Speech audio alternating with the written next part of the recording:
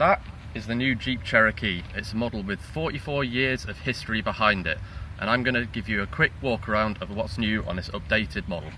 But before I take you around the new one, I'm going to show you these. These are the original Cherokees, the SJ model. It's a spin-off originally of the Wagoneer, and then it became a model in its own right. These have got V8 power, as you'd expect, and don't they look fantastic? The XJ model, it's from 1998, this particular one, and it's powered by a 4-litre straight 6. And now I've shown you around the old ones, let's take a look at the new car. First thing you'll notice about the new Cherokee is that they've completely restyled the front end. The previous model had these weird sharp headlights going on at the front, and it all looked a little bit odd. So now they've replaced them with much more conventional units, which are now LED powered too. Along the side, it's all pretty much as it was before. This is a limited model, which has got 18-inch alloy wheels.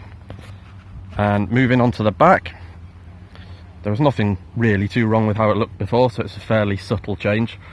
The number plate is moved from the bumper up onto the boot lid, and the taillights have been restyled with new graphics. One of the most disappointing parts about the Jeep Cherokee is the way that it looks inside. While its cousin, the Wrangler, looks really cool and chunky and very, very American, this just looks a bit bland. And this top spec Overland model has leather trim on the dash up here, but down here it's all really scratchy plastics and the buttons don't feel great to use.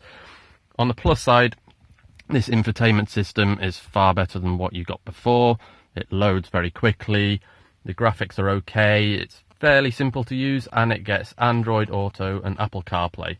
Now this one is the Overland model, which means that it gets these lovely soft Nappa leather seats. These ones are inspired by Marrakech apparently, but it's just that they're brown.